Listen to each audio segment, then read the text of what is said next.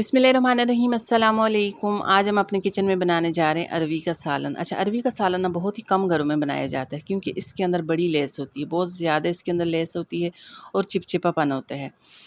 आज मैं आपको इसकी लेस ख़त्म करने का बड़ा बेहतरीन तरीका बताऊँगी। इसके लिए आपने करना क्या है, आपने लेनी है अरवी।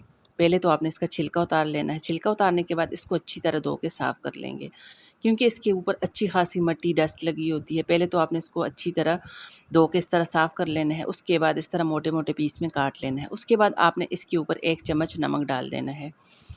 नमक डालेंगे और नमक को इस तरह हाथों की मदद से ना मसल के एक एक पीस के ऊपर आपने अच्छी तरह से लगाना है। उसके बाद 15 से 20 मिनट के लिए इसको नमक लगा के छोड़ दें।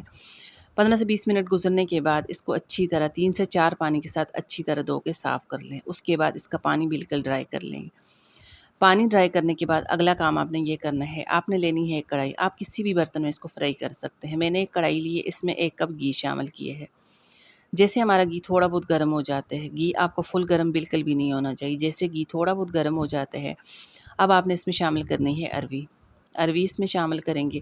उसके बाद इतनी देर इसको फ्राई करेंगे ताकि इस तरह अच्छा सा गोल्डन सा इसका कलर आना चाहिए।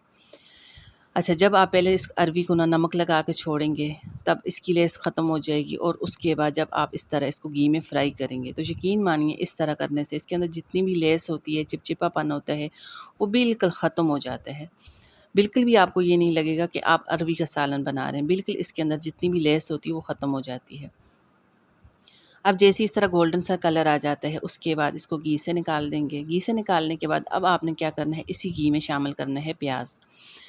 मेरे पास एक बड़े साइज़ का प्याज था। प्याज को मैंने इस तरह बिल्कुल बारीक चॉप कर लिया था। प्याज चॉप करके इसमें शामिल करेंगे। अच्छा, प्याज शामिल करने के बाद जैसे ही प्याज का इस तरह थोड़ा-सा कलर चेंज हो जाता है, उसके बाद आपने इसमें शामिल करना है लहसुन।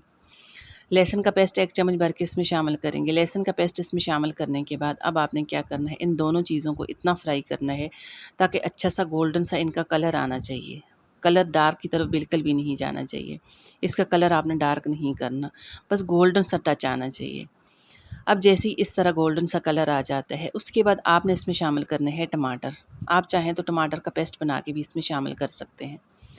अच्छा, मेरे पास 2 टमाटर थे। टमाटर को इस तरह बिल्कुल बारीक पतला-पतला काट के टमाटर इसमें शामिल कर लेंगे। टमाटर शामिल करने के बाद अब आपने क्या करना है, जैसे ही आप इसमें टमाटर शामिल करेंगे, तो टमाटर शामिल करने के बाद थोड़ा-सा इसको मिक्स करेंगे ताकि प्याज और लहसुन का कलर मज़ीद डार्क ना हो जाए। बस थोड़ा-सा इसको मिक्स करेंगे। उसके बाद अब आपने कुछ ड्राई मसाले इसमें शामिल करने हैं। अच्छा, मसालों में सबसे पहले तो मैंने इसमें शामिल की है लाल मिर्च का पाउडर। 1 चम्मच लाल मिर्च का पाउडर इसमें शामिल करेंगे, आधा चम्मच हल्दी पाउडर इसमें शामिल करेंगे, धनिया पाउडर 1 चम्मच इसमें शामिल करेंगे, आधा चम्मच ज़ीरा पाउडर डाल देंगे। उसके बाद आपने इसमें शामिल करना है नमक। अच्छा, नमक आपने थोड़ा-सा हाथ रोक के इसमें शामिल करना है क्योंकि नमक हमने पहले भी अरवी को लगाया था, इसलिए नमक बहुत ज़्यादा इस स्टेज पे आपने इसमें शामिल नहीं करना। नमक, मिर्च ये तमाम मसाले आप अपनी मर्ज़ी से कम ज़्यादा कर सकते हैं। ड्राई मसाले इसमें शामिल करेंगे। अच्छा, ड्राई मसाले शामिल करने के बाद अब आपने इसकी अच्छी सी भुनाई करनी है। इतनी बुनाई करनी है ताकि इस तरह इसका घी अलग नज़र आने लगे। उसके बाद अब आपने इसमें शामिल करना है दही। 1 कप इस तरह इसमें दही शामिल करेंगे। दही शामिल करने के बाद मज़ीद 2 से 3 मिनट इसकी बुनाई करेंगे ताकि दही का जो पानी है ना वो भी अच्छी तरह से ड्राई हो जाए और इस तरह इसका घी बिल्कुल अलग नज़र आने लगे। तो इधर आप देख सकते हैं, जैसे ही इस तरह इसका घी बिल्कुल अलग नज़र आने लगे, मसाले की अच्छी सी मज़े की बुनाई हो जाए, उसके बाद आपने इसमें शामिल करनी है अरवी।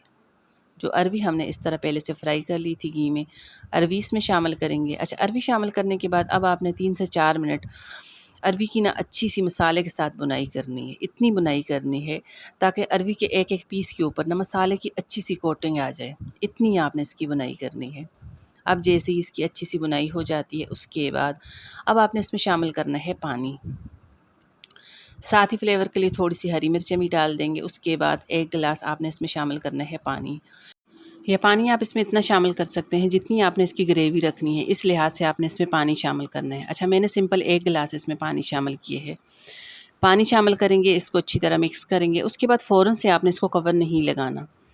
पहले पानी में एक बॉयल आना चाहिए। अब जैसे ही पानी में अच्छा सा बॉयल आ जाता है, उसके बाद इसको कवर लगा के पकने के लिए छोड़ देंगे। इतनी देर आपने इसको पकाना है जितनी देर में अरवी आपकी अच्छी तरह से गल के तैयार हो जाए। अच्छा, मैंने तकरीबन 9 से 10 मिनट के लिए ना इसको पकने के लिए छोड़ दिया था, तो माशाल्लाह से अरवी हमारी बहुत ही अच्छी तरह से गल चुकी है। अब आपने क्या करना है, अब आपने इसमें शामिल करनी है कसूरी मेथी। जब भी आप अपने घर में कोई सब्ज़ी बना रहे हैं या दाल वग़ैरह बना रहे हैं, अगर आप इसमें शामिल करेंगे कसूरी मेथी तो इसका फ्लेवर टेस्ट बड़ा मज़े का निकल के आता है। तो मैंने 1 चम्मच इसमें शामिल की है कसूरी मेथी। अच्छा, कसूरी मेथी को थोड़ा-सा आपने हाथों पे मसल के इसमें शामिल करना है। कसूरी मेथी इसमें शामिल करेंगे, साथ ही ढेर सारा फ्रेश हरा धनिया काट के इसमें शामिल कर लेंगे और इन तमाम चीज़ों को अच्छी तरह से मिक्स कर लेंगे। अक्सर आपने देखा होगा बहुत सी ख़वातीन अरवी का सालन बनाने से कतराती हैं, क्योंकि इसके अंदर बहुत ज़्यादा लेस होती है, चिपचिपापन होता है। तो आज मैंने आपको बेहतरीन तरीका बताया इसकी लेस ख़त्म करने का। यकीन मानिए इस तरह मेरी रेसिपी फ़ॉलो करके मेरे तरीके से आप ये वाला अरवी का सालन बनाएँगे ना, तो कोई आपको इसमें चिपचिपापन नज़र नहीं आएगा, कोई इसके अंदर आपको लेस नज़र नहीं आएगी। बड़े मज़े का आपका अरवी का सालन बन के तैयार होता है। माशाल्लाह से सालन हमारा तैयार हो चुका है। इसी के साथ रेसिपी अगर आपको पसंद आ जाती है, इसको लाइक शेयर ज़रूर कर दीजिएगा।